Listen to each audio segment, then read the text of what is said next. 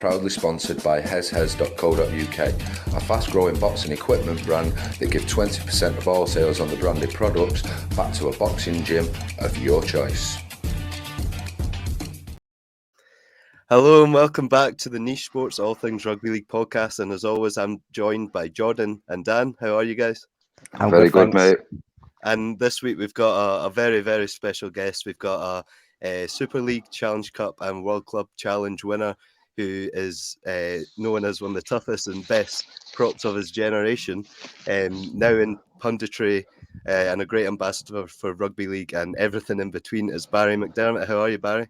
I'm really good, thank you, gents. Thanks for inviting me on. I'm looking forward to chatting about the good and the great. So, yeah, fire away. Let's have some fun, as I always say. Before we start on Sky, that's the last thing, whether it's me, Tez, Wilco, I'll always turn around, shake everyone's hand and say, let's have some fun, because that's what it's about. Of course it is. I love that, Barry. It's an absolute pleasure to have you on, fella. I'm delighted to speak to you, Dan, and Jordan, of course. And what you won't know, Jordan, because you was late. Yeah. Conversation about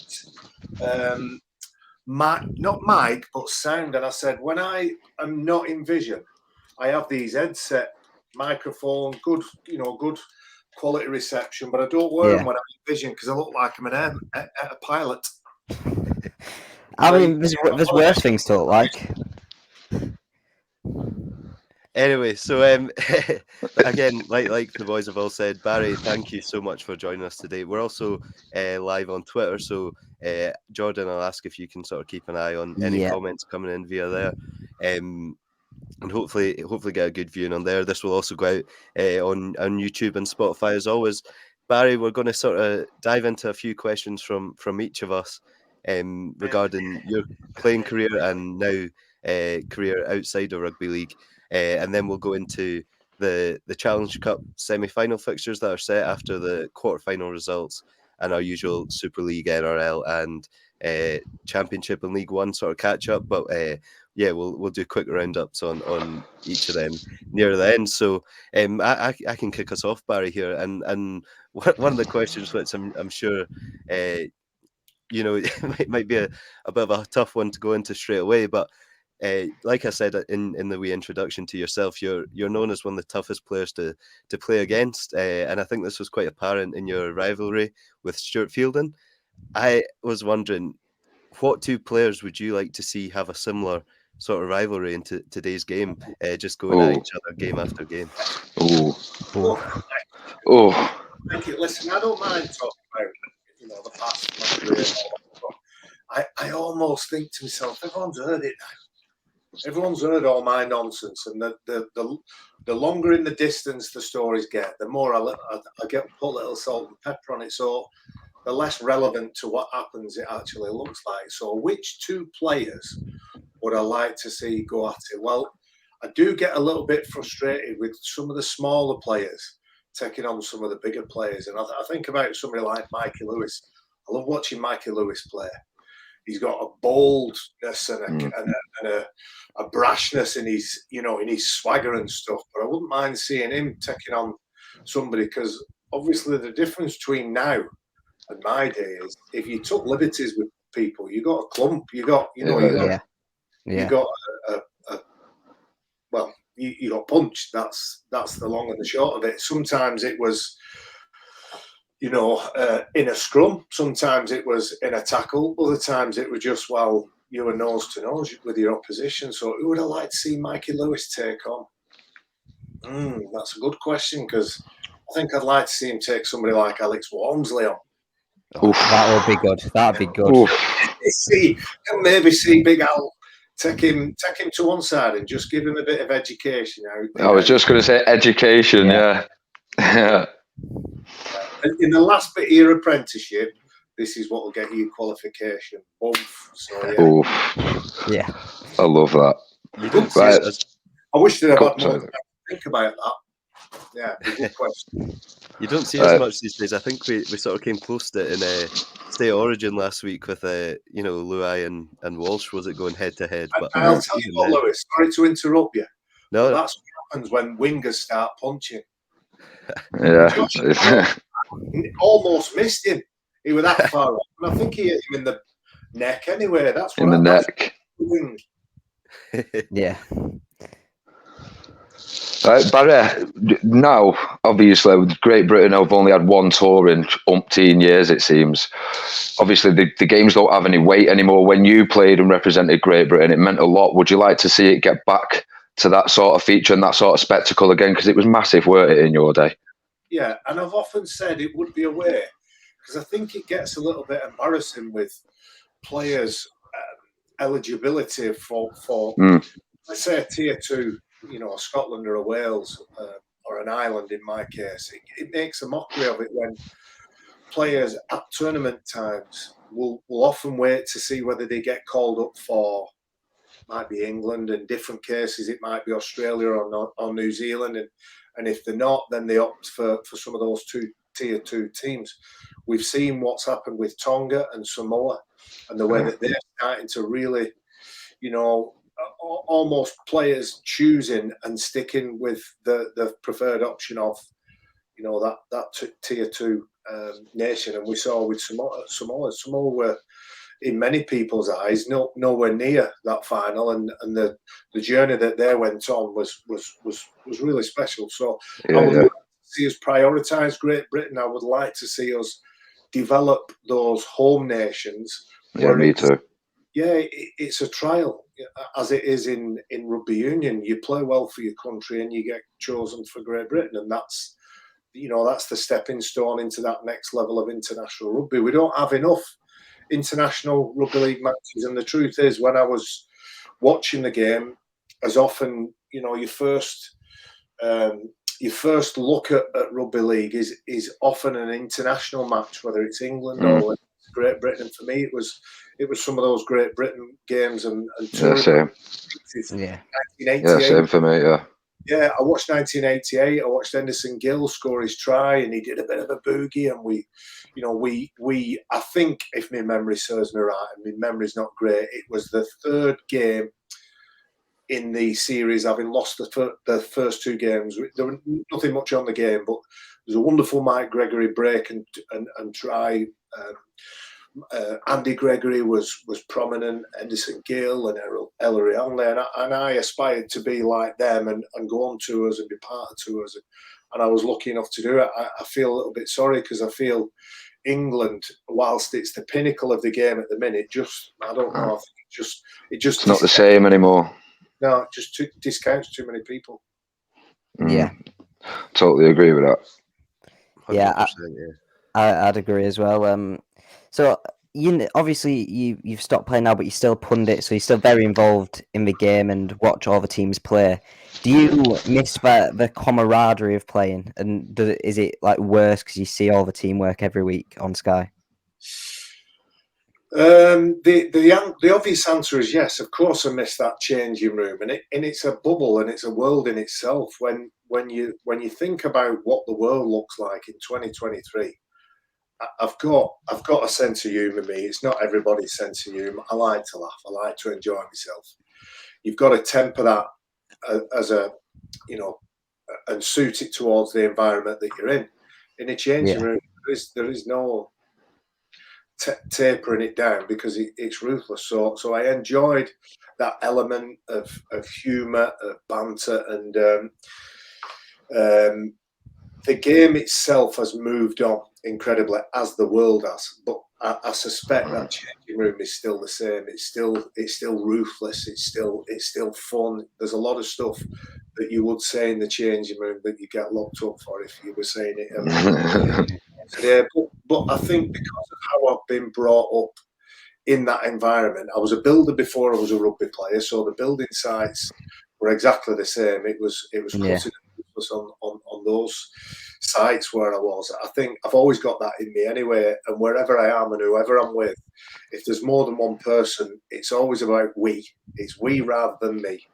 And some of the team ethics that I learned from some of the amazing people I spent time with, whether it's encouraging people or whether it's trying to get the best out of them, or whether it's trying to build them up to the point where they don't see their own sort of limitations. I think that sort of education that I've had in the sport, I think I'll always have that, and that's the skill set you take into the working environment when you've been that type of person. Yeah, it's good, very good. Yeah, 100%. I'd agree. Like I'm involved in actually a rugby union club, but I think I heard you say it on the out of your league podcast as well. You know, if some of those group chats were to sort of get shared, you know, you wouldn't hear the end of it. But that's I guess what it's all about, and having that team spirit and that connection that you don't get outside of sports, and especially outside of rugby. I think you should be allowed to have those chats. And I had a mate, he's died really. He's an MC, a master of ceremonies, and he used to say, "They can't stop us laughing, Barry. They can't stop us laughing." Well, I think as I'm getting older and as we're going to, we go along our merry way, I think they are trying to stop you laughing. So the thing that makes us laugh, cry, shout, sing, chant is sport. We can all sort of forget things, and you've got to be respectful. I was brought up in a really loving family, full of women, full of females, strong females, matriarchs. So I'm very respectful. I think I was brought up a gentleman, but I don't think there's wrong with I don't think there's anything wrong with being a bit cheeky every now and then and just having a laugh. Most of the time, my humour is at my expense. I don't mind being the butt of people's. I'll correct that. I don't mind it being the butt of my own joke. I tend to be at the butt of Rob Burrow's jokes. Yeah. I love that though, Baz, because everyone's getting too soft in this day and age, aren't they? Like you said, you've got to have a sense of humour. Like you said, you've got to do it towards yourself as well. Otherwise, where's the fun in life anymore? No, people are too soft, man. Self-deprecation just takes the edge off whatever situation you're in. I think if it's my way of dealing with things, because I look a certain way, people's potential of me. Lewis, your first thing that you say is you were this, that, and the other. That part of my character, I think it's a little bit like the boiler that you have at home. The pilot light's still on, but there's nobody going to turn that on because I'm 50-year-old man. I'm not bothered. I can talk myself out of any situation now, but it's nice to have that in your kit bag if you want. Of course, it is. Definitely. I think we always preach the positivity of the sport, and as much as there's constant negativity surrounding the sport, whether it be within the fans of clubs themselves or the wider game, especially around the international game recently, we're always trying to preach the positivity. And I think another question I was going to ask you was, what did you think about the current state of the game, and how do you think it would be best to grow the game? It's something that when I started my rugby league journey, I was really and still really am trying to grow the game up here in Scotland. And I know at Niche Sports we're trying to grow the game so that rugby league's maybe not as niche a sport as it started as. Yeah. And I'll be honest, lads, I do get a lot of invites to go on podcasts and chats. I can imagine. I've always said, because we just need to get more people interested in the game. And too right. The game up in Scotland, and I've experienced it in my time during my Irish career, where I've gone over and done some coaching in schools and different amateur clubs and gone and seen the passion and the drive. It can be niche because of a certain type of character that you're dealing with. You're dealing with a person that's wired up in a certain way. It's not natural to run into people as hard as you can. You think, I've always said that about rugby league players, but yeah, you've got to be wired a certain way. You think back to that game on Friday. You think about Lasoni's carry. And that there's not many times in a game, and there's not many times now. Like I say, my playing days are long gone. But I still love rugby league and I still have a passion for it.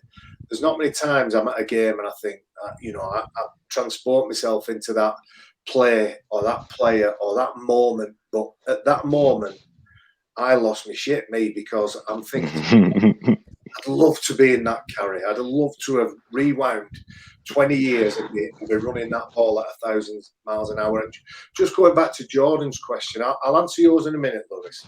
But going back to your question, Jordan, about teams and about the environment that I was in when I was a player. The team that I'm in at Sky is a really good one. It's a really different one. You've got a lot of different dynamics. You've got a lot of different characters. Yeah. You think about the individuals within it. We're all completely different. Brian's our captain, right? So Brian's captain and coach, and he tells everybody, gives us our game plan. You know, we do our own stuff. Don't get me wrong. I'm simplifying it here. I'm simplifying it so we can all understand. But Brian, you know, he leads the team. He leads the team with the mic, and he'll often lead the team in the week leading up to the games, because that's his nature, and that's the role that he plays in the team that we're in. So you got me and Tez, who do the hard yards, who seem to do a lot of the tough stuff. I'm going to say the tough stuff, but we see us pretty much on most things. And then you've got John Wilkin, you've got John Wells, and they're the intellect. And then you've got Jonesy, who's the philosopher. He's the thinker. He's outside the box. And then you've got Clarkey, who's the older, wiser man, who's seen it all 1,000 times before, and maybe he's a little bit cynical because he's been in it so often. But everybody, I hope, who tunes in on a Thursday and a Friday thinks, I like him. And it doesn't matter whether of the 5 or 6 of us, it's only one. As long as they like the person that they like, then it hopefully gives them a motivation to tune in. But the team that I'm in is really special. They're the team that you see. The team outside, you know, we have a producer called June, who's our head of department. Then underneath, a couple of blokes, Stevie from Leeds and Billy from Halifax, who are passionate rugby league men. And they have their input, and their input is crucial. And then there's a whole raft of people underneath that without their input, what happens when you sit down on your Thursday and your Friday in front of the screen doesn't work. So the Doesn't work, the riggers, the people that do our food, Vicky that does the makeup, not for me, by the way, but the Vicky that does Wellesley and Wilco's makeup, even when they don't need it. Everybody's part of that team. So to answer your question, Jordan, it's a different type of team. It's a different type of dynamics, but it doesn't matter where I am and what I do. I'm always looking at who's in what position and who can fulfill what role. But Lewis, going back to your question, that is the $64 million question, in it. How do we make the game the global presence that we all know it can be? Well, I don't think there's many people that know the answer. There's people that are passionately trying to find the answer. There is an answer. I just don't know what it is. My version of trying to get it to the masses is I'm a preacher. I'm telling people. I'm like the evangelist. I'm like the people that knocking on doors selling Bibles. Who not everybody opens the door because they don't want to know. But that's what I do. I live in Oldham. So I'm surrounded by City fans, United fans, you know, people who support Oldham Athletic, and they follow the round ball. And I'm forever telling them about some of the things that are going on in our sport, some of the individuals within it. You know, we've seen what Kev and Rob have managed to do to not just the rugby league in general, not just rugby, because he does his stuff in rugby union now, Kev. It's the wider country.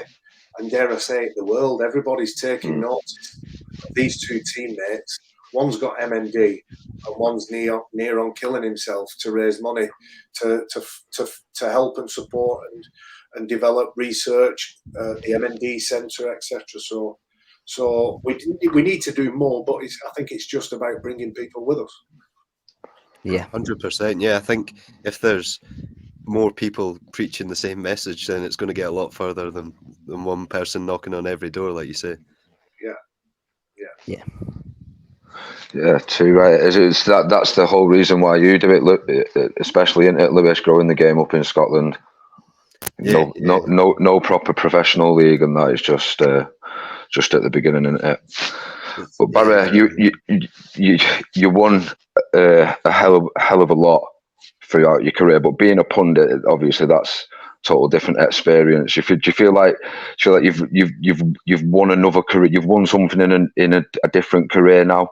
Because what's the most enjoyable thing about being the pundit? Yes is the answer, Dan. I feel incredibly blessed. My rugby league career, I played with some some very giving, some very generous players who improved me as a person. I was smart, and I was daft enough to get myself in trouble, left, right, and centre. But I was smart enough to try and learn off the people that are around me. And there's a saying: you become the sum total of the 7 people you spend the most amount of time with. And in a rugby league environment, in successful teams, you pick up their habits. So I had quite a few people in the beginning. I told them, a couple of lads called Shane Tapia, Ian Sherratt, Richard Russell, whose son Ollie plays now, and they were good influences on me and tried to steer and guide me on the field, because we didn't spend too much time off the field because we were all part-time. They taught me about the unwritten rules and the values and the principles of the game. I went to Wigan for a very short time with my mate O'Connor, but spending time with people like Farrell, Dennis Betts, Kelvin Skerritt to a large extent. I was brought in to take over from Kelvin, but Kelvin in his own way was quite giving. But what I did do more than anything is watch what he would do and emulate it, try and do more of it and try and do it better than him. And it improved me. When I left Wigan, I went to Leeds and spent time with people like Adrian Morley, Terry Newton at the beginning. They taught me how to get in trouble. And the good lads that they taught me about loyalty, I think, Moz and Tez. And, you know, there were some really good people that weren't necessarily great players. But through the course of my time at Leeds, we picked up Iestyn Harris, who was a great influence on me, a diligent professional. And then the next level up from that was Kev. And at one point there was Kev, Iestyn and myself travelling over.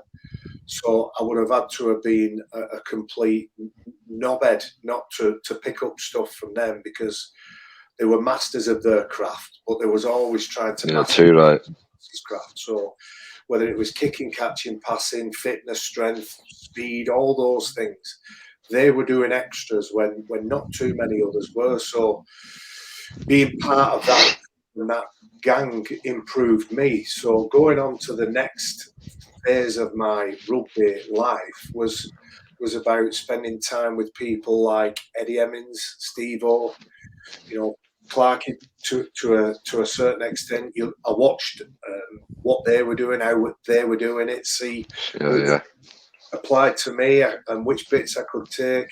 You know, Eddie is a person I still speak to now on a regular basis. Neville Smith, our old gaffer. Yeah, the guy's a fucking legend, man. Yeah, and a really good bloke who passionately believes in our sport. It's him that he's not part of it, but he knows that him for his own enjoyment and like 70 plus age that he is, he's got other things to do. I wished he would have kept some kind of role within the industry, but I think for him, if he wasn't doing it full weight and 100%, he wasn't prepared to do a little bit at a time. So people around me that influenced me have hopefully given me some tools to get better. Because I'll be honest, Dan, it's always about improving. It's always about learning. Of course it is.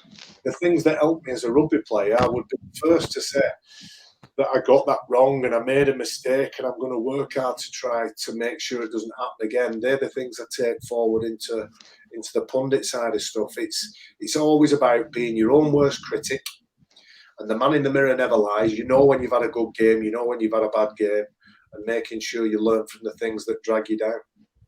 Yeah, so it's the presenting side as well for me. I mean, we see some mad moments in rugby league. So at the start of the season, was it you who was walking through with the Lee team across from the training ground?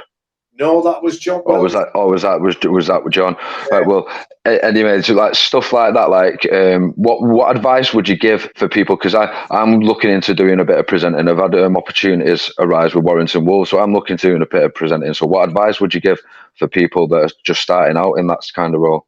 I'd pass on something Ray French gave me. So when I started, so the basic pathway for me was a couple of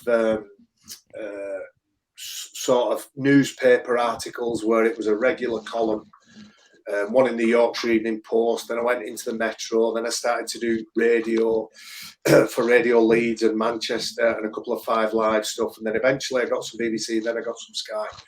And about 4 or 5 years into that very short part very, very early part, not short, very early part. I bumped into Ray French, and Ray said, "How are you doing, Barry? How are you enjoying?" I said, "Yeah." I said, "I just want to be as good as I can be, Ray. I just want to make sure that I give it a good go, and if it doesn't work for me, then it's because it's not meant to be, not because I'm not trying enough." And Ray said, "What you've got to do, Barry," he said, "you've got to be yourself." He said, "Don't be another version of Steve, or don't be another version of Ray French. Don't be another version of Phil Clark. Be yourself, but be the best version of yourself." And I've always tapped into that, because inevitably different parts of what you do, sometimes I go home and I get in the car and I think, "Oh, is that too much of my personality? Is that too close to me as Barry, rather than Barry the pundit and the communicator?" And I think, no, because I can only be myself. And if people don't like that, then I'll reel it in a little bit. But that's always going to be who I am. So I'm going to regurgitate what Ray said to be. Be yourself, but be the best version of yourself.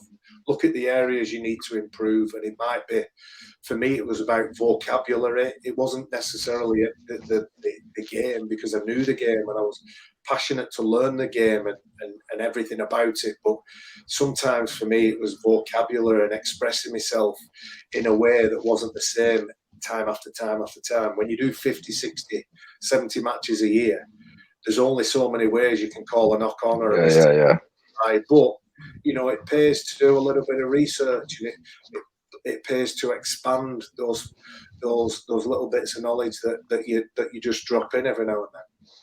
Of course it does. I appreciate that. I do a lot of boxing interviews and stuff like that. I have done for a long time, and I've been interviewing now in the rugby league game for quite a while. But I just want to try and take as many opportunities as I can going forward. So I appreciate your advice on that. Dan, I watch different presenters. I watch different pundits. I watch a lot of boxing. I like the MMA. So obviously UFC's. Yeah, we do all of that here at Niche Sports. It's gold dust for the real big moments in our game. You can pick something up there. It doesn't. Sometimes it don't translate, because Americans are a bit bigger than us in everything. Yeah. I watch all sports. I watch a lot of the documentaries. I watch a lot of the stuff that maybe about a particular season, and it might be baseball. It might be same. Stuff, but just expand your knowledge and stay in your lane as far as you being yourself, and don't be afraid to explore other avenues and pick up stuff from other places. I love that. Definitely love it. So I've been watching quite a bit of the women's game recently. I do things for Wakefield Trinity's ladies side, and I was at the game on Sunday where Hook Our Women won 64-0. What do you think is maybe holding that game back a little bit? Jordan, I don't think nothing's holding it back. I think it's going at the right pace. We're all excited about the women's game, because for a long time, you could probably put it in the blokes department. It's blokes playing it. It's blokes that go and watch it, and only a certain type of woman went to watch it, back in the dark and distant past. But now families are going, and families are getting into it because of the passion that the daughters have got for either watching or playing it, because they identify with some of the people that are playing. Danica is a really good friend of mine, Danica Prim, and Jodie Cunningham. I've done a number of calls with her on games, as well as Courtney Wingfield Hill. Those are the three people who I've spent the most amount of time with. You wouldn't get more knowledge, more passion, more drive for both the men's and the women's game. So I understand why you would say, why is it not another level when you see the rugby union women's team playing in front of 50,000 people? But we're probably 10 years behind the rugby union to the rugby league with the women's game. So in 10 years, if the Challenge Cup final for the women's team can be somewhere up near those numbers, then that would be amazing. But I tell you what, John, we've got to focus on selling the men's game. Yeah, I was just going to say as well, part of the quality and obviously the higher leagues. You look at Leeds, Saints, York. Them sides are coming along brilliantly. But if we just go back to Wakefield, there are 9 players at the end of that game that were eligible, because 5 players got injured during the game, and they started with only 15. So there's maybe a problem with making it appealing for women, or is that the game as a whole, as you say, just making the men's game more attractive? I think it could appeal to a lot of young girls. I've got 2 daughters. I've got my son who's come in and out of the game. He's currently not playing, having done a little bit at Leeds and a post-professional career at Waterhead. He's on a professional pathway as a teacher now, so it doesn't quite fit. So I've got 2 daughters who played netball. You know, I'd be a liar if I didn't have that conversation with at least one of them, and I'd said, no, I don't really want you to play because of the state of my body. But that doesn't mean that should stop us tapping into the athletics, the football, the union, same as we do in the men's game, and making it available to them. I often talk about the pyramid, Jordan, and I often talk about how us as a game has to create more at the bottom to get more quality at the top. Yeah. When I talk about having more players at the bottom, it doesn't necessarily follow that the be-all and end-all is getting players to the top to play at the highest level. All we've got to do is give them an introduction to the game that will give them a love for the game that might keep them in. So for me, the students' game is a priority. Because if you spend some time with colleges and universities and make that competition really exciting, then the people that play rugby league in university and they go off and they be masters of empire could hopefully be the potential sponsors of the future. But I also think with schools, we've got to get more rugby players from schools. So everybody where I live, and I bet it's the same where you lot are. Barry, sorry to interrupt, but I totally agree with that. When I was in school, talking 15 years ago when I left school, the lads in our year, it was Foley in Swinton. So they played for Foley and they was good enough. They got a scholarship at Salford. So the likes of Will Hope and a few others like that. And obviously Will Hope's had a decent career. He retired to be a fireman recently. But there's a few others like that. That's more of what we need to see in it. Stuff like that, direct scholarships into direct clubs from the likes of Foley to Salford, or from the likes of Foley to Swinton, East Hull to Hull, etc., etc.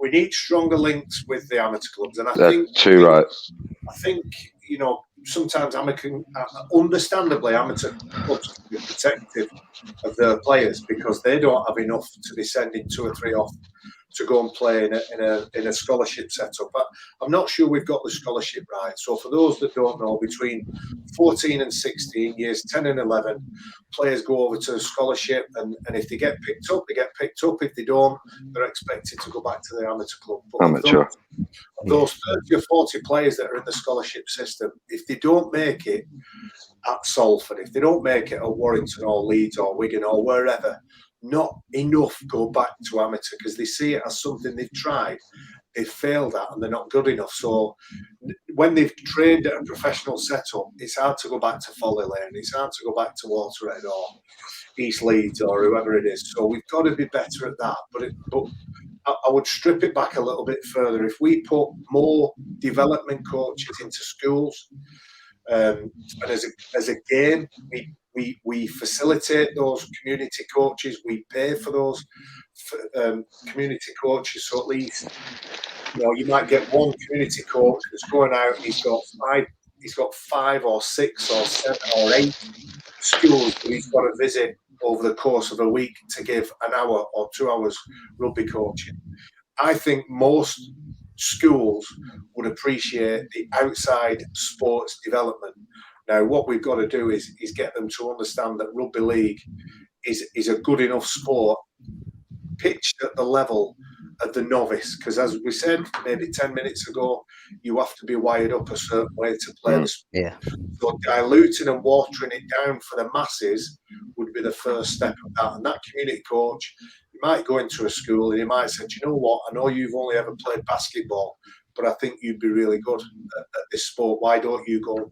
You know, I'm going to put you in touch with somebody at Foley Lane, and if you like it, good on you. If you don't, then don't worry about it. So we need more places to catch the potential players, because if you come from a family of rugby league players, you're pretty much nailed on to be introduced to it. But if you're not, and Lewis is on the call here now, you know, I'd be interested in finding out your story, Lewis. How did you get involved in it? So I've actually never played a game of rugby league. Funnily enough, Interested in it then? so it was mainly just watching the NRL and then the Super League, playing a bit of the NRL fantasy with my mates, and sort of finding out about players and stuff through that, and then just falling in love with it. And that's something I've always preached, is I fell in love by watching a few games on Sky. Like anyone can, absolutely anyone can. Yeah, and that's good. That's great. That's what we want. Not everybody can play. It's not for everybody. We get too hung up on making it for the masses at every level. Not everybody's designed to run through brick walls. So let's create different versions of it. But also, you might not ever want to play it. You're wearing your Doddy shirt with pride there, and I'm so proud that you, as a Scot, can sit there in a Rhino shirt with the "My name's Doddy" emblazoned all over it. You know, we're all together, all one. So good on you, Lewis. Cheers. Go on, Lewis. Did you tell Barry all about your roles, like within how many you do now within the Scottish? Not really. So I started like a account on Twitter. I was at the World Cup last year, the England Samoa opener, and just with a few of my mates, we travelled to Newcastle. It's only like an hour and a half on the train or something. So down we went and watched our first live rugby league game. And on the train home, well, actually sitting in the ground, and someone says, "Oh, you're going to watch your boys tomorrow," as in Scotland playing, I think it was Italy the following day or something. And I didn't even know it was on. So I was on the train back home, and I thought, I'm going to try start something here to grow rugby league in Scotland. And Twitter, Instagram, one thing's led to another now. In the communications officer role with Scotland Rugby League as well, so it's all fairly blown up over time, and hopefully, you know, it's a 3-team league that, in the amateur league in Scotland this year, which isn't exactly good enough to see the game grow. But hopefully, you know, this time next year and over the next 5 years, we're going to have teams getting added year by year. There's a starting point and a platform, Lewis, and you've got it there now, fella. Hey, listen, rugby league, you might not know this expression, but it's like the Hotel California. You can check out, but you can never leave. Once you're in. Yeah, I love that. Yeah. I love that. I fucking love that. Speaking of the next 5 years in the Scottish League and how we're hoping to see, you know, new teams join each year, what's in the next 5 years for you? I know obviously you're loving the punditry, and talking to you, I can tell that there's just that pure love for the game, and you've spoken about before, you know, you go and analyse each game so that when you're doing your punditry work, you're fully prepared, you know as much about the game as possible. Is that something you want to continue over the next 5 or so years? Yeah, I still feel a strong connection to the modern game, and I have enough exposure to the players within it. And I've still got friends who are either coaching or, you know, I've got friends who are a lot younger than me who are playing. I still have a connection with them. So my drive, my passion, my love for the sport has never diminished. It's never diminished.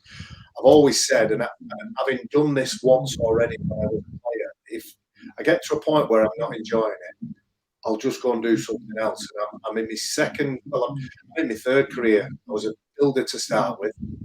Then I was a rugby league player. Now I'm doing the things that I'm doing. Just to give you a breakdown of my week, lads, I spend 2 to 3 days on the stuff with Sky. Probably more like 3, but let's say it's half of my week. The rest of my week, I have a few consultancy roles with different businesses, different corporate organisations around funding and finance. And I was not a particularly academic kid. I wasn't. To say I was on the thick table is an insult to the people on the thick table. I couldn't pick things up the first time. I had to try to explain to me. But as I got older, I got braver, and I asked enough questions to the point where I started to understand. So I've developed, using the skill set that I had as a rugby player, using those tools that I picked up in the environment that I was in when I was a rugby league player, to develop into the next phase of my life. So I've got loads of things that occupy my time. I've got different businesses that I'm involved in. It's really, really exciting, my week. I get in the car and no 2 days are the same. So I love what I do. Yeah, couldn't love and enjoy the job that I'm doing. So I will do it till I'm not enjoying it, or God forbid, somebody has to tap me on the shoulder and say we're going in a different direction. But till then, I'll still give me all of it 100%. Yeah, I think what you said about as you grew older, you got confidence to ask the questions as well. That links back to rugby league quite well, because I think it's to grow the game. It's going to have to be the people that are willing to ask for questions, go over tough stuff, the hard things, and get the answers to grow the game and grow people's careers and make it more of a national and global thing to aspire to. Well, I think we've taken the first step towards that with IMG. You won't find many that are supportive of IMG. We're hopeful that they can look at what we're doing, because, if you keep doing the same things over and over again and you still keep getting the same result, but inevitably you still keep doing the same things, the cycle is right. If you always do what you've always done, you'll always get what you've always got. That's constant within rugby. And when you're developing as a team, as a player, as somebody that spent time with some magnificent rugby players, I picked things up because I watched what they did. I brought it into what I was doing. We've got to ask people from outside the game, what is it that we're good at? How can we be better at it? What are we not good at? And how can we be better at that? And then what do we need to just get rid of it completely? Because although it's about bringing new people into the game, and the typical audience for rugby league, when they look at the demographics, is a middle-aged man. But how do we tap into the younger audience? Well, we're engaging with the younger people, doing what they want us to do, which I dare say is all the social media stuff that we're really good at.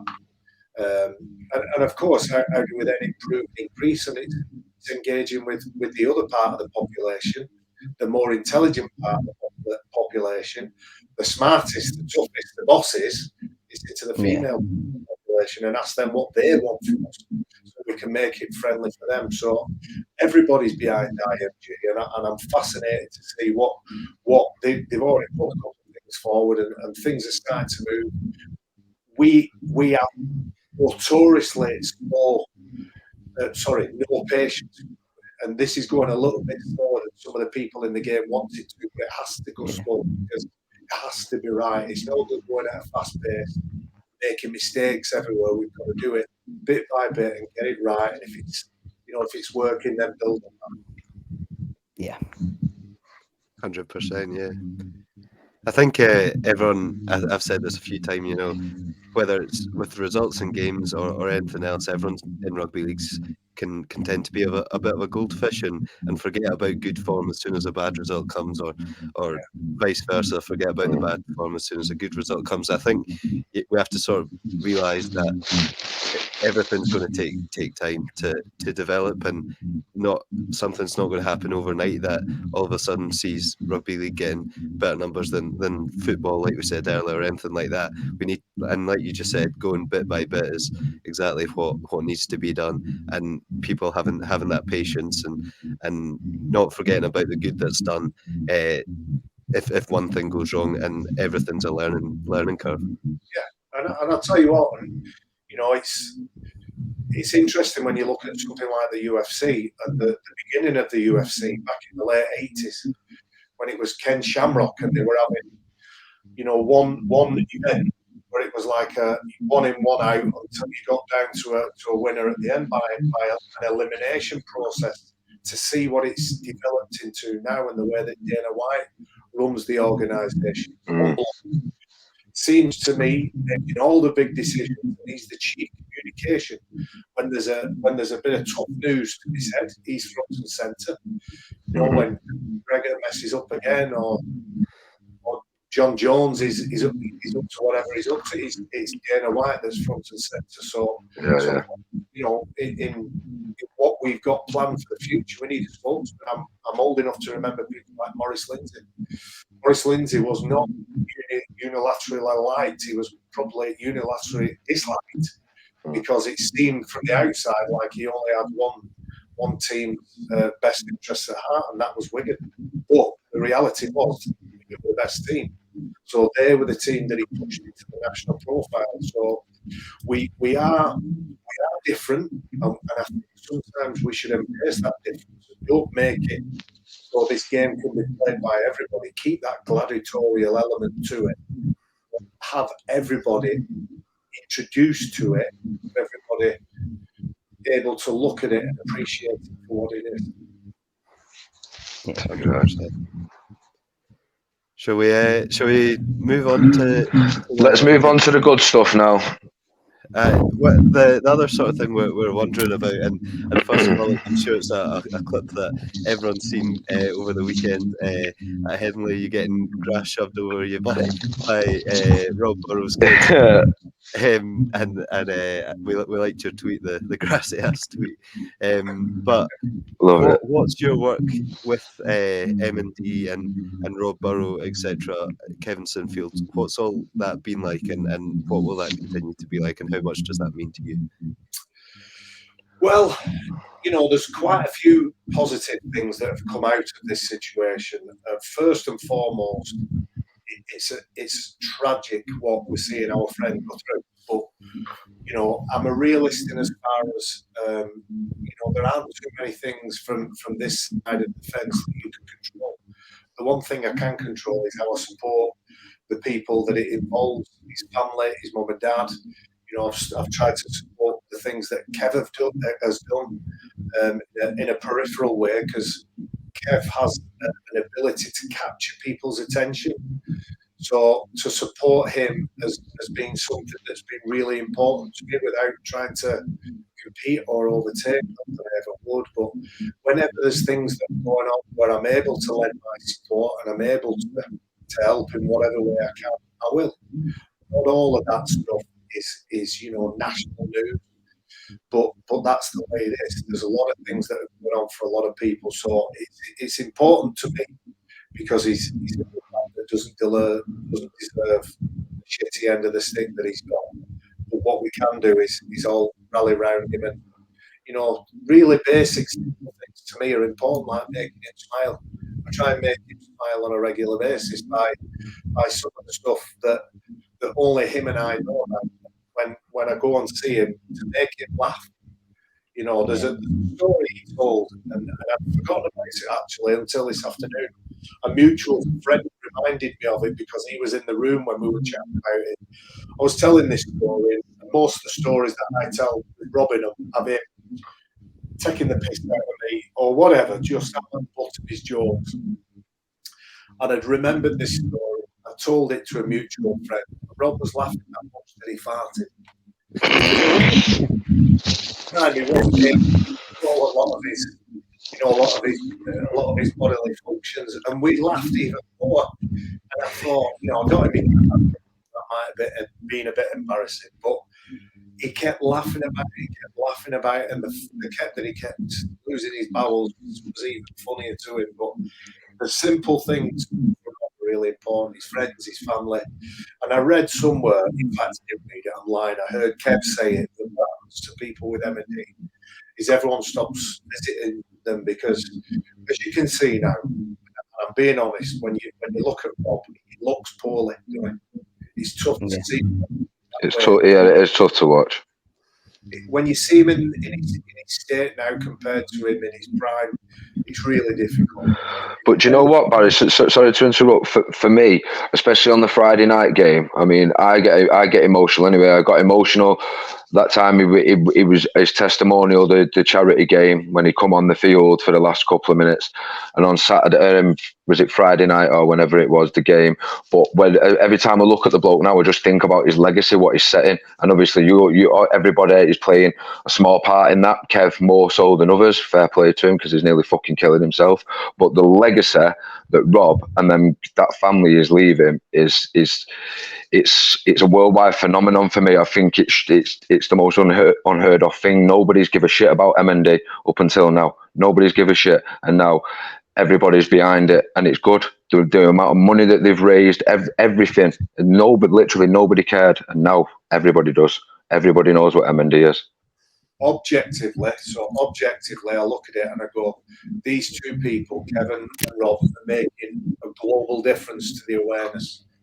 M&D, and so many more people now know what M&D is. And there was a spell where people were coming up to me and saying, "Oh, isn't it a shame that Rob's got M&D through rugby league?" And I'm saying, no, it's not connected. As far as we know, it's not connected to rugby league. It's something that the research hasn't determined what comes from or where it comes from. But it hits young girls, it hits old men, it hits everybody. And the difference Kev Rob's making is those difficult conversations are taking place now, so people understand that it's a disease. It's sometimes genetic, it's sometimes circumstantial, and understanding why it happens will hopefully help the right people find a way to prevent it from happening moving forward. There's already strides been made while Rob's been diagnosed. So those two blokes, are unbelievable. I've always known that about them because I've known them intimately for a long, long time. I've been amazed at how public Rob's been. He's allowed everybody in to see what's going on. He's a very private man, very family orientated. Everybody knows how orientated he is towards his family now. He's sacrificed that privacy to shine a light on people who drive Amazon vans or they serve you at McDonald's, and suddenly they've got a terrible disease and they don't know what to do with it, nor do they know what to explain and how to explain it to the people around it. So people are now starting to recognise and say they've got Rob Burrow's disease, and the thing that they lack and lose is that human touch and having people around them. Sometimes it's a difficult journey to walk with the people affected, but our duty, my duty, as small as it is to be there. As long as he needs us, we all will. And we often use the phrase, we say when the bat sign goes out, we all come from far and wide, and we as players who played with him are duty bound to support him. But what I've seen is Lewis, he's got his Doddy shirt on. He's when the bat sign goes on, whether it's buying a shirt with Doddy's tag on it, or whether it's buying a raffle ticket, or anything. Everybody gets on board, and it's been a really special period of all our lives. If you look at it. I was, and I don't really want to put you on the spot here, Barry, so feel free to have a think about it. But I was thinking about doing some fundraising towards M&D for the connections it's got with Rob Burrow and Rugby League, and then like we've spoken about Doddy Weir from up my way. I was wondering, and like I said, feel free to have a think and decide on something at the end of the episode or whatnot. If you had a challenge that you wanted to set me to do in the month of July to raise some money for M&D. Oh yeah, go on. Thought for a second you were going to run from Scotland to Old Trafford then. Oh, that's a good idea. You stuck it on you there, Lou. 125 kegs with 2 bad knees, but I can give out. I'll have a think about that, Lewis. Yeah, I'll have a think about it. Yeah, that's a good one, that, Lou. Fair play. I'll have a think about it. Definitely sounds good. So obviously very sad, but to see Rob doing what he's doing, and like you said, being public and he's shown face at these matches and everything that everyone's doing, it's only going to make a difference, and the legacy will always be there. So I guess moving on from that, we normally go through this in a lot more depth, but like we said, we'll touch on some of the results and fixtures from the last week and upcoming fixtures for this week. So I know we wanted to quickly touch on the Challenge Cup, which from a couple of weeks ago that we've not had the chance to yet. So Hull KR beat Salford 28-10, Saints beat Hull FC 32-18, Wigan beat Warrington 14 points to 12, and Lee beat York City 34-14, leaving the semi-finals at Leopards Saints on the 22nd of July and Hull KR Wigan on the 23rd of July. Any surprises in there for you guys, really? Well, just saying firstly, me and Jordan discussed this last week. We backed Salford to turn up at Hull KR because how depleted they was, and they were down to the bare bones, weren't they? Yeah, it was a game that it was one of them games, like we said. Salford always win the games that they shouldn't and lose the games that they should, so to speak. And I thought that was one of them. I thought they was going to turn up, and that was a surprise to me. I think you got credit Hull KR's recruitment recently too. Although some argue that's maybe not necessary, but the likes of Tongi Zenon, bringing players like that and really pushing forward. And they brought Falawan as well, aren't they, for a few weeks? Yeah. Is it? No, Yaha. Sorry, my bad. Fuad Yaha, and I'm a cynic, me, because I've been him a long time. I look at that semi-final draw, and automatically I think he's geared up to see Wigan and Saints in the final. Yeah. I've said this for a long time.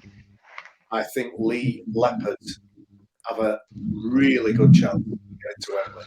It's just been made a little bit more difficult.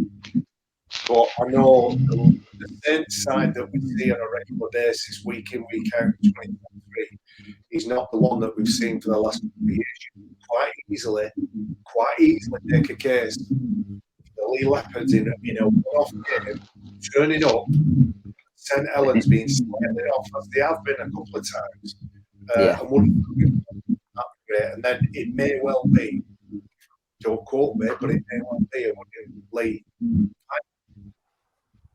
Yeah, do you know what? We all said that Saints will be pretty much unstoppable, and then they went to Hull on Friday, Thursday. Was it, Jordan? You didn't go, did you, mate? No. And they ended up getting a proper spanking, didn't they? They got a proper seeing to. Jake Clifton was a master. Yeah. Hull are a funny side. You can't predict how they're going to play. TS has got them on board, and he's a master of going into every environment and improve it. I think he has a shelf life. I think he has a couple of years, and then things start to either stop or go backwards. But he's I don't know who the equivalent would be in other sports and who you send in an emergency, but the Huddersfield coach, the Yorkshireman who's been at every Yorkshire club, I can't think his name now, in his 70s, Neil Warnock, is it? Yeah, Neil Warnock. Yeah. Neil Warnock, yeah. Used to be the man that everybody sent in to save the day. TS might be the rugby league version of that. See, I'm a Hull FC fan. I've seen them, I think, 9 times now this season, and obviously seen them on Sky in 4 of the games. But I go into every game feeling like Hull FC can win that game. But when you look at the table, they're doing just as bad as they have been on recent seasons. It's like the whole sort of I don't know the word, but it all seems to be changing for the positive at Hull, even if the results don't always come our way. From what I understand with Hull FC, there might be there's obviously a lot of players that are coming out of contract, they might be moving on, they might be on new terms, or however it works. There's going to be a real reshoot. So I suspect it will get better this year, and it might dip again next year. Partway through next year, once everything's settled down again and those new people come in, adjust to the way that the coach is asking them to play, it might be a 24 or 25 season where you start to see the best of this team. It's not that far, because I think it was you that said, well, I hope we've got 3 seconds memory and we're only as good as our last game. If we're going to win the league, that's it.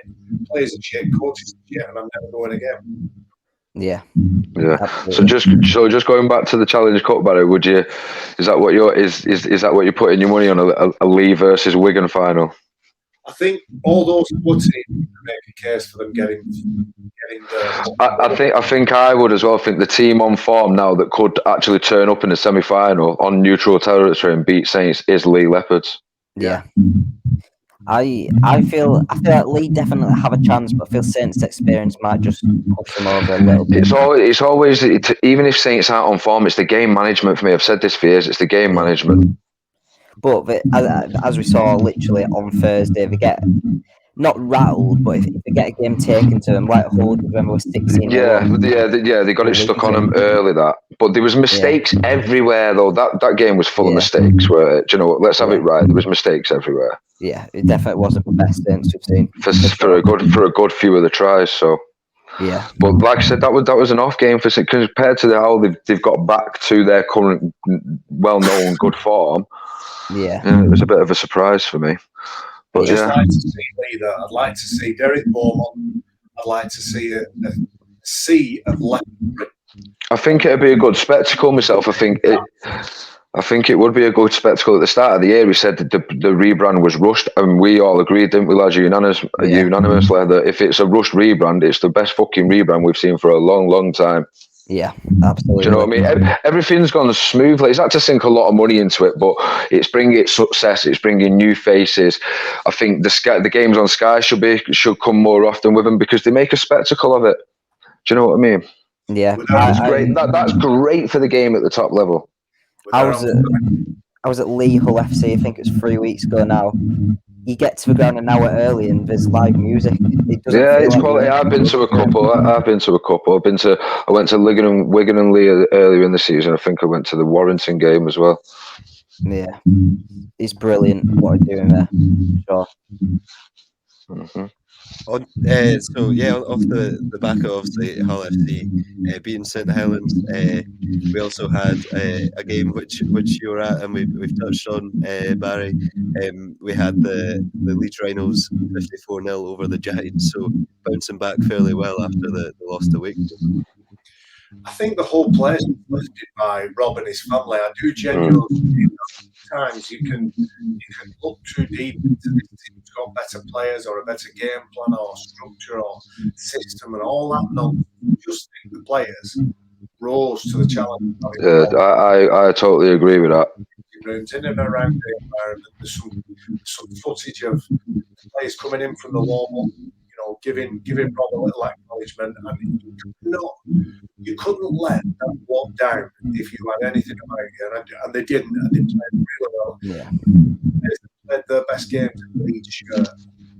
Some of them were the best of the season, so I don't know what we'll see on Thursday night, I think it is, when they go to Warrington. I'm not sure what we'll see, but I hope that they can carry that form on, and it's a good game because Warrington, I think, is at the minute, coming off the back of the loss game this afternoon, they made a lot of mistakes. No George Williams, no halfbacks, Ratchford and Matauti were in the arms, so they were missing a little bit. So I expect Thursday to be a good game. I think Warrington have to bounce back, but it's not the sort of game you want to do it against Leeds. I think the size of the scoreline against Huddersfield is I think that's making me sway towards Leeds a bit more. But Leeds have been hit and miss all season, haven't they? Let's have it right. So yeah. I think if we sort of rush through the last week's game and just touch on one more, which I thought, and I'm not sure if you guys will agree, game of the week, Catalans-Lee. I know we've spoken about Lee a bit. Oh yeah, that was a brilliant game, that. But it could have been anyone's game, and that last try just sort of sealed it and made the score look a wee bit worse. But yeah, great game. Yeah, well, I thought the Dragons were running away with it for the majority of the game. Yeah, it was like similar to the Warrington game, Jordan, we spoke on earlier in the season. I think the fast-paced start of it and so on, it sort of had that international type feel to it, that proper European rugby league type feel to it. I thought it was really good. Yeah, absolutely. It shows you how far Lee have come. They go there with the attitude that they're going to win, because that's sometimes when you're doing that journey. Some teams are beaten before they get on the plane because they're starting to make excuses about short turnaround, travel, and this. Mm-hmm. Lee got on the plane thinking they were going to win, and the fact that they did nearly win shows you how far they've come. And there isn't too many in the league now that look at Lee and look forward to playing them, because they're very likely to run you close, and most times will beat you. Yeah, absolutely. I think right now, I've been most scared out of any team in the league. I've been most scared of Lily. Yeah, they are the team who wanted, and everybody wanted to avoid in the Challenge Cup, really, didn't they? Yeah, 100%. Yeah, and like we were saying, if anyone's going to have a one-off game and get through that Challenge Cup final, it seems like it's going to be Lee. So yeah, on to this week's fixtures. Barry, I believe, am I right in saying you'll be at the Warrington Leeds game this week? Yeah, Warrington Leeds. I'll be there as well. Yeah, it should be a good game. That Lee, I think Lee plays it Hull KR.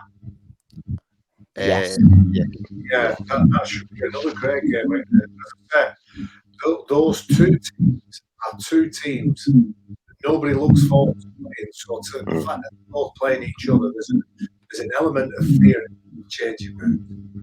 There's an element of ignorance as well, because they're both as arrogant, confident, fearful of their opposition. So it should make for a great game. Yeah, I agree with that. I think Lee have just with 8 games unbeaten before they lost to Catalan. I think it was. Yeah. They've just got that cutting edge at the moment, haven't they? Yeah, they'll definitely be confident going into KR, but I think KR will win that. If I had to choose one of them, I think I'd say KR. Yeah. Yeah. Is it at KR? Yeah, or is it Lee? Is it? Ooh. Yeah, I'll probably sway towards Lee. Me, Jordan, being at home, mate. Yeah, actually, yeah, I thought Lee's a difficult place to go. He's backing out. He's backing out. I will back KR. Do you know what? Considering you're a black and whites fan, Jordan, you've backed KR on numerous occasions this season. At least you're transparent. At least you're honest about it, lad. I know. At least there's no bias there because you're from the other side of the city. I know their class, and I've upset enough KR fans. You get them rattled on Twitter, don't you, mate? Unfortunately, yes. Another good game this week, and I think it's actually going to be on our league, maybe to buy. Is your team John Hull FC facing Catalans? Are you going to that one this week? I am this week. Yeah, I'll be at that one. I don't know what to expect. It could go either way. Catalan are a good side, obviously, but it's in England, so they've got that difficulty of travel. But Hull FC again are up and down. They've had a few good weeks recently, but anything could happen. I think Tech Boy will be back. Liam Stubb should be back. So Hull FC get boys back after their huge win, but I don't know. It'll be a very tight game. I'm going to back Hull because I'm a Hull FC fan. I know what they're capable of, but it could go either way. Yeah, well, I think Catalans will nick it by like 4 points. So I think it'll be close. I think that Catalans will just nick it though. Yeah, I think it'll be an improvement on the last time the two played when Catalan won 38-6 for sure. I'd agree. I think Catalans would pull this one out and continue their good run of form. What about you, Barry? Yeah, I think Catalan. I think it'll be more like the first game than you two think it'll be close. I think Catalan, having defended poorly, well this week, turned up with attitude because Steve McDermott was fuming, and the fact that Lee scored something in his mind was more about his side's attitude in defence than the opposition attitude in attack. So I'm expecting Catalan to win and win that. Yeah, definitely. Other games on this week: Wakefield hosts Salford, St Helens hosts Castleford, and Wigan Huddersfield. Barry, do you follow the NRL much? Obviously, you watch. I'm out of date with it at the minute because I was away last week. I watched the State of Origin. Obviously, we all look at that as the benchmark for rugby league in general. I was disappointed in the way that they folded. Really, it was one injury, Bojovic, that pretty much killed their chances. It was a crazy decision to Hooker in at centre for 30 minutes, but it cost. I know Bradfield he's obviously off my vintage, but I know him, and he's a decent man. And he's disappointed to have lost his job in the circumstances he has. Yeah, definitely. Like you say, the Bojovic injury, obviously the Cleary injury going into no Latrell Mitchell either. they were dropping like flies, but even without those three, the quality is still surrounding that entire squad. Yeah. Even though they was missing some big names, let's have it right. They still had a thoroughly quality side in there, and I sway towards the Maroons all the time. Anyway, I thought Val Holmes was absolutely fire on the day. Yeah, I think he was. I thought from what I was watching, he was the best player. Yeah, I think with Origin as well, it's not always the talent, but who's willing to turn up and put in difficult meters and do the difficult stuff. Because Origin's about as physical as it'll get. So, it's whoever is willing to do what you have to do in that.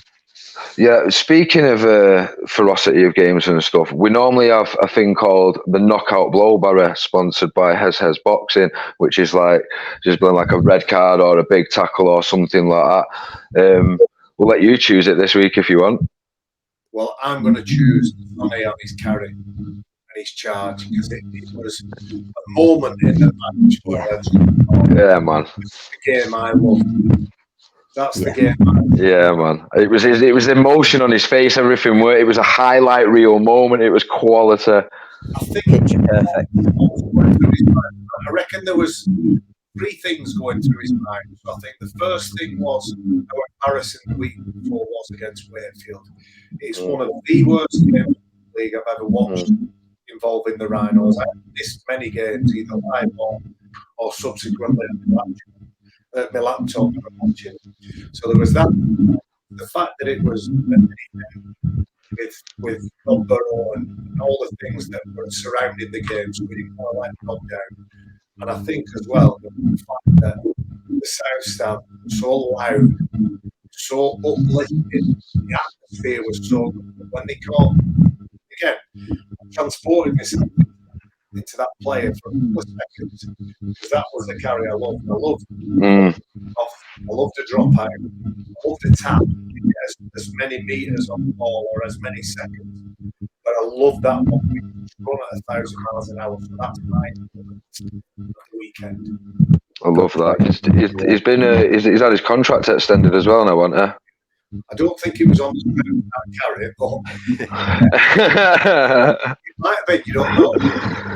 He could have swayed him. If a player's got that much passion and is willing to show it on the field, then let's see if he can produce it on a more consistent, regular basis now. Yeah. There we go. That was the knockout blow this week, chosen by Barrie McDermott. So into the NRL very quickly. There wasn't as many games last week, I don't think. Like I said, I'll just very quickly rattle through them. The Warriors beat the Dragons quite convincingly, 48-18. Another 48 points scored from the Eels, who beat the Dolphins 48-20. The Panthers beat the Knights 20 points to 12. The Storm beat the Seagulls 24 points to 6. The Titans beat the Broncos surprisingly 18 points to 12. The Cowboys beat the Raptors 31 points to 6. And the Raiders beat the Roosters 20 points to 18. I was wondering if any of you seen the clip of Christian Welch in the press conference, I think, after the Storm game, and goes to Craig Bellamy. How did the Knights lose that? And there's had pretty much no one, and it picked up on the mic, and it's gone a bit viral. So it'll be interesting when the Knights play the Storm and they get their way into Christian Welch, I'd imagine. Yeah. No, do you know what? I'll be honest. I only watched. I only bothered watching the Cowboys highlights, and that's it this weekend because that's my team. So I didn't catch anything else over there. I watched the Origin game last week, but that's it. I've not watched any NRL this week, lads. Sorry. No, do you have a team in the NRL, Barrie? I'll follow the bit over there. Don't you? Newcastle, so I'll watch Newcastle when they're on. And I think we do okay. We, as a sport, we keep losing in NRL. That ultimately wasn't great for our game. But for now, while we've got to take our interest, and I do. So it depends what year, who's playing where. I've always had a soft spot for South Sydney because the Burgess boys have been there. Yeah, that story, yeah. But I don't mind the course. I've spent a bit of time with over the last sort of year or so, and God, he was at Brisbane, of course. So Brisbane in the late 90s, early 90s were a really awful juggernaut. So they're probably the ones that I follow and I look out for. Definitely. I'm a Panthers fan, which doesn't sit well with a lot of people, but it's quite nice to see their success constantly, especially in recent years. And it wasn't just when they started winning, I promise. Oh. Did any of you watch any of the championship this weekend? Swinton won. Yes. Yeah. That was it. We needed that. Yeah, we needed that. John Kay got sacked as well, didn't he? Off the back of it, they've had a bit of a bad period. I think they would have given him a bit longer, but unfortunately they didn't. But yeah, Swinton got the win, man. We needed that. Really did need that. Is that 2 seconds in a year now? Yeah, I think so. But it's probably the most intriguing and best relegation battle at the bottom of that championship for years now. There's like 4 or 5 sides in and around it, and even Newcastle start picking up wins. We play Newcastle at the end of next month. That's going to be massive. That. But I think when it comes to playing each other in them 4-point games, I think beating Batley away and to lose at home, I think that's going to be fucking massive for Swinton going into that relegation battle. I honestly do. I think that extra little bit there, I think that'll give them the cutting edge. I hope. Yeah, I think whoever wins that, they put their foot in the championship next year. Yeah. I didn't get the chance to catch many of the games this week either, but Barry, do you follow much of the championship at all, if you get the chance of it? Well, no, I don't. That's because I go from the fixtures into the end, so no, I don't. But I do always watch out for all the mindful part of a consortium that is trying to increase and grow participation in the town. They've recently, if not today, then certainly this week, had a load of kids in because they're trying to get the old town team, the service area, back up and running. So more kids playing, and it's a little bit like I was saying when I was talking about increasing the bottom of the pyramid. There's regular players come out of my town and play prominent roles for Super League teams that it doesn't matter at what point in the Super League era you go back and you say, if everybody that was born in Oldham played for Oldham, I think about current times now, young Josh Doolis. If I thought about it long and hard, I could give you a full list. Mark Sneed, Ollie Russell, there's some really top class Super League players that if they played for the Towns team, they'd be side to beat. So look out for Oldham. Watch them a lot when they're back at the football ground next year. I have had a couple of invites to go. I just haven't quite made it this year, but I'll be interested to see what happens with the winners of the championship this year. And obviously we're still dealing with promotion and relegation this season, but moving forward, IMG, the word on the street is that might not be, in fact it's not going to be how you get into the top tier of the competition. It's not going to be a promotion and relegation system. So it couldn't be a worse time to be relegated, but in theory, it couldn't be a better time to be promoted either. Yeah, absolutely. Just to move away quickly, you mentioned Mark Sneed there. He's a player that I feel like he's always underrated when he's at Hull, now when he's Salford. Where do you put him amongst the number 7s in Super League? Well, that's a difficult question because we've had some fantastic number 7s, haven't we? When I think about Shaw Long, I played with a couple of decent ones, Rob Burrow, Ryan Sheridan. I'd probably put Danny Maguire in the 6/7 berth. It's a really hotly contested bracket is the scrum half standoff one. But what I do think is Sneedy's made the absolute most of his ability with the ball, whether it's out of his hand, off the tee, or kicking for field position and controlling a game. Something Dan talked about was game control, game management. Sneedy's developed that part of his game no matter where he's been. He started at Salford, went to Cass, obviously at Hull. He's back at Salford now. I think Sneedy can look back, and it's all opinions when you talk about who's the best of anything. It's all people's opinions. But what I think is, as an individual, as a professional, if you can look back at what you've done and be proud of it and think, I've reached my potential and surpassed my potential, then I think you go on to the next phase of your life knowing you've done a decent job. So I reckon Sneady's done a really good job. Of course, 2 Leinster trophies. He's lifted the Challenge Cup twice. He's been in the grand final with Salford, if I remember rightly, when they played Wigan in the semi-final and won. So he's had a real good dig at it, Sneedy. And, he's a good lad with a good rugby brain. And I like to think that he'll be retained somewhere in the game, somewhere if he can't do it at the level he wants to, maybe he might be the person to spearhead Oldham's ambitions for the future. Yeah, we're just going to ask you about that, Barry. Obviously, they've recently been taken over. Stuart Littler's there. He's had to use. There was no money beforehand. He's had to use a lot of really good young players. They're up there, roundabouts at the minute. The result didn't go their way on Friday, but do you think they can get promoted this season? Because there's 2 spots in there for the championship, and it could be massive trying to get into that division this season. What do you reckon Oldham's chances are, mate?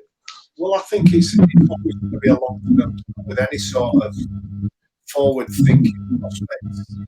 Mike Ford can't come in and make a difference. And it's not just Mike Ford. Mike Ford's one of a number of people that are passionate about sport in our town. There's a bloke called Frank Rothwell. If you're not aware of Oldham, you won't know this, but Frank Rothwell, really well-known, respected businessman in the town, has put a lot of effort and a lot of his own personal finance into the football team. He's pledged to do something similar with the rugby league team. Wants to get the rugby league and the football team playing out of the stadium at Boundary Park there, and there's a lot of passion behind it. But those things, those short-term goals, they might be a little bit further in the distance than playoffs and promotion this year. I don't know is the answer, but it doesn't make it disastrous if it doesn't happen this year, nor does it make it a success if it does happen this year. There are more important things in the town, and there are more important things to start with. Getting that association back with the people of Oldham. At one point, you could get 4,000, 5,000, 6,000. I played in front of a couple of times when I was an Oldham player. If you could get those if you could get those bums on seats now, you'd really start to make a difference about what kind of an impact our sport makes in the town. Yeah, do you think when is it the set to start from Boundary Park? Is it the start of next season? Is that right? And do you think that can be the catalyst and the like you said, to grow it? Can you think that could be really what it needed, a proper ground share? I think it's a good start, Dan, and I think what it does is it gives us a base. What we've not had since we left Watersheddings is a consistent place where it's a little bit like the argument with London Broncos. They've been at various places. They've played at the Valley, they've played at the Stoop, they've played at Brentford, they've played at Ealing Trailfinders. They've played at a number of different grounds. So when you start to establish those routes, and those routes might take 10 years, and that's a long time in rugby league. That's a long time for people to invest their time, their energy, their passion, their drive. But I think that's what has to happen. We've lost a little bit when we moved from Watersheddings. We lost the ground. We lost our roots. Yeah, I think it's like you said with London. Then just touching on Swinton, I'm a massive Swinton fan. And since we left Station Road, and I live on Station Road, funnily enough, since we've left Station Road, we've had 17 home grounds all in all. Yeah. So but obviously for 30 years we've been playing away games. For the last, I think it's since 2016 now. So in a couple of years it'll be 10 years. I think that's the one that's felt like home from home more than any other. I think we're setting the foundations there. Manchester Lions, the youth teams, I think that's growing massively. It's even going as far as getting the youth involved in Wythenshawe, in all corners of Manchester, and the participants are like absolutely through the roof at the minute. So I think that's the base that Oldham would need to set as well, especially while they're working more in the community with the football club as well. Boundary Park, I think that's absolutely fucking massive for them, to be honest. Yeah, and it's a very multicultural town. There's a lot of different nationalities, a lot of different. It's a melting pot of cultures. and different people suit. So, you've got to engage with all those different cultures, all those different people who have different habits, different routines. It used to be Oldham Sunday afternoon. You went to Oldham Rugby.